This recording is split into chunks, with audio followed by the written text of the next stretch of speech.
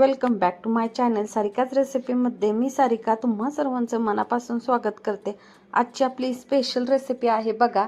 ती म्हणजे असं झालं होतं की मी सकाळी बेसन केलं होतं आणि बेसन थोडंसं शिल्लक राहिलं होतं। संध्याकाळी सगळ्यांना खायचं का असं विचारल्यावर कोणीच खायला तयार नव्हतं आणि मला तर अजिबात टाकून देऊ वाटत नव्हतं। तर म्हटलं चला आज आपण ह्याच्याच वड्या करून घेऊया।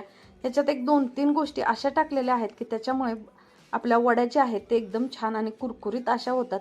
तर बघा एकदम टेस्टी अशा वड्या आहेत। तुम्ही सॉस बरोबर किंवा खोबऱ्याची चटणी करून कशा बरोबरही खाऊ शकता किंवा अशाही खाल्ल्या तर अगदी टोस्ट सारख्या कुरकुरीत लागतात।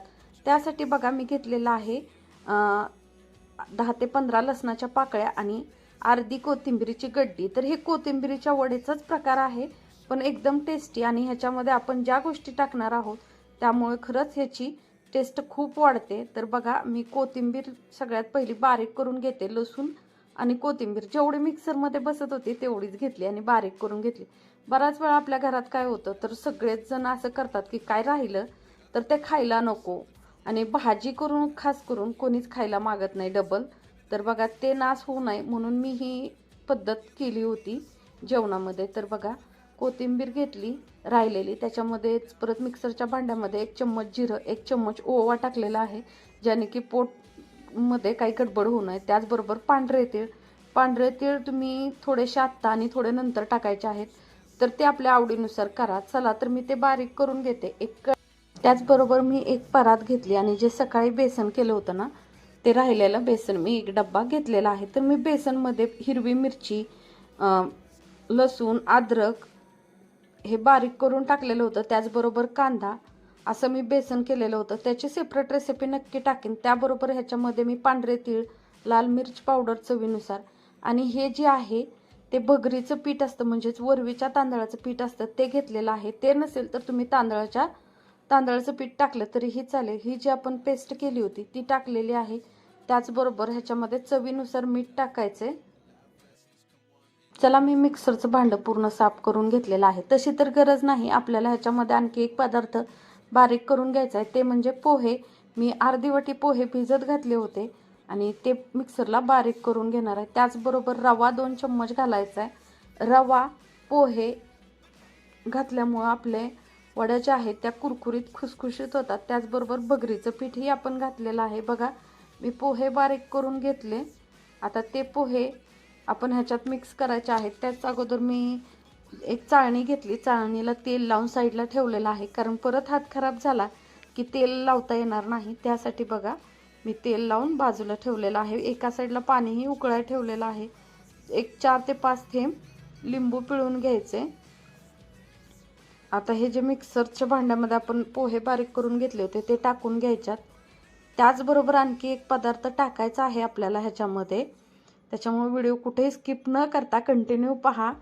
बघा मी पोहे सर्व काढून घेतले की त्याचबरोबर मी मोठा अर्धा बटाटा घेतलेला आहे। छोटी साईज असेल तर तुम्ही पूर्ण एक बटाटा घ्या, बटाट्यामुळे टेस्ट खूप छान येते। बघा बटाटा चुरून टाकलेला आहे आणि आता पूर्ण पीठ मी हाताच्या साहाय्याने मळून घेणार आहे। तुमच्याकडे जर वरवीचं पीठ नसेल आणि घरात वरवीचा तांदूळ असेल तर तो बारीक करून टाकला तरी चालेल। ते जरी नसेल तर तुम्ही कॉर्नफ्लॉवर किंवा तांदळाच्या पिठाचा वापर इथे करू शकता। कॉर्नफ्लॉवर घेताना फक्त इथं 3 चम्मच मोठे आपण पीठ घेतलेलं आहे, तिथं 2 चम्मच घ्या।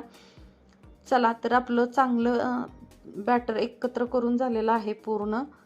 तर एकदम झटपट अशा ह्या होणाऱ्या वड्या आहेत बेसन कोथिंबीर वडी। तर बघा मी आता ह्याचे रोल करून घेते हाताच्या साहाय्यानेच आणि थोडीशी साईजला पातळ ठेवायच्यात म्हणजे पटकन आपले जे रोल आहेत ते वाफले जातात। तर आता ह्याला जास्ती वेळ वाफ द्यायची गरज पडत नाही कारण आपण बेसन पीठ टाकलेलं नाही कच्चं, तर आपण बेसन करून हे वड्या बनवलेल्या आहेत त्याच्यामुळे ह्याला जास्ती वेळ लागत नाही। चला तर मी अशाच पद्धतीने सर्व रोल बनवून घेते।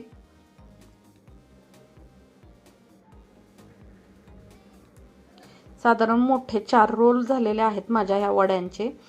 तर हे 4 रोल जे आहेत ते मी आता गॅसवरती पाणी ठेवलं होतं त्या पाण्यावरती ही चाळणी ठेवून देणार आहे पातेल्यावरती आणि 5 ते 7 मिनिटे ह्याला वाफवून घेणार आहे। त्याच्यामध्ये गरा आणि पोहे टाकलेले आहेत, त्याचबरोबर वरवीचं पीठ, त्याच्यामुळे ह्याला वाफ काढून घ्यायची एक 5 ते 7 मिनटं. पाणी जर उकळवून घेतलं असेल तर 5 ते 7 मिनटं ठेवा, आणि तुम्ही जर पाणी लगेच ठेवलं आणि लगेच वड्या ठेवणार असेल तर 15 मिनटं तुम्ही ह्या वड्या आरामशीर वाफवायला ठेवा. चला मी झाकण ठेवून देते. बघा हे थोडंसं ताट माझं छोटं होतं म्हणून मी दुसरं ताट याच्यावरती आता झाकून घेणार आहे. आणि वड्या 7 ते 8 मिनिटांनी मी परत एकदा चेक करून घेणार आहे. तुम्हाला माझी आजची रेसिपी कशी वाटली ना नक्की कमेंट करून सांगा. आणि बऱ्याच जणांचे प्रश्न आहेत, त्याची उत्तरं आपण एक स्पेशल ब्लॉग घेऊन त्याच्यामध्ये देणार आहोत. तर बघा आपले 7 मिनटं झालेले आहेत. तर मी वड्या चेक करून घेते. तर छान असं पीठ आपलं वाफळलेलं आहे, जे की चाकूला चिकटून येत नाही, त्याच्यावरून समजून घ्यायचं. मी गॅस बंद केला आणि वड्या एक 5 मिनटं थंड व्हायला ठेवून दिल्यात. 5 मिनटानंतर मी वडी कट करून घेणार आहे. बघा, आणि ह्या वड्या कट करून तळण्यासाठी एकदम पातळ साईजच्या कट करायच्यात. आपण जाड जाड वड्या कट करायच्या नाहीत, नाहीतर आतमधून त्या कच्च्या राहतात आणि कुरकुरीत लागत नाहीत. तर बघा मी एकदम पातळ अशा कट करून घेतलेल्या आहेत. तुम्ही तळू शकता किंवा तेल टाकून परतू पण शकता. चला तर मी अशाच पद्धतीने सर्व कोथिंबीर वड्या कट करून घेते. आता आपल्या ह्या वड्या कट करून झाल्यात. एका साईडला तेलही गरम झाले. आता आपण तळून घेऊया. बघा सगळ्यात पहिलं छोटासा कण टाकून मी तळून बघते. मी प्रत्येक गोष्टीत तळताना थोडंसं आधी टाकून बघते आणि मग तळते. आता इथं महत्त्वाची टीप, कोणतीही वस्तू आपण तळत असेल तर एक चिमूटभर मीठ तेलामध्ये टाका, म्हणजे खाली चिकटलं वगैरे जात नाही. वड्या असो किंवा कोणताही पदार्थ असो, एकदम जास्ती नाही, एक चिमूटभरच मीठ टाकायचे. नाहीतर तुम्ही जर मीठ ह्याच्यामध्ये जास्ती टाकलं तर आपल्या वड्याला मीठ भरपूर लागणार आहे, खारट होऊन जातील आपल्या वड्या. तर तसं न टाकता एक चिमूटभर टाकायचे. बघा वड्यांचा कलर खूप छान आलेला आहे तळून. आता हा व्हिडिओ थोडासा रात्री केला आहे, त्याच्यामुळे त्याचा कलर डार्क दिसतोय.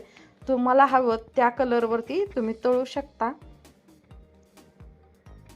बघा मी अशाच पद्धतीने सर्व वड्या ज्या आहेत ते तळून घेते. तुम्हाला आज बटाटा आणि बेसनच्या वड्या कशा वाटल्या ना ते कमेंट करून नक्की सांगा. आणि सगळ्यात महत्त्वाचं, आपल्या व्हिडिओ रोजची रोज येत नाहीत, तर त्याच्यामागं थोडंसं कारण आहे.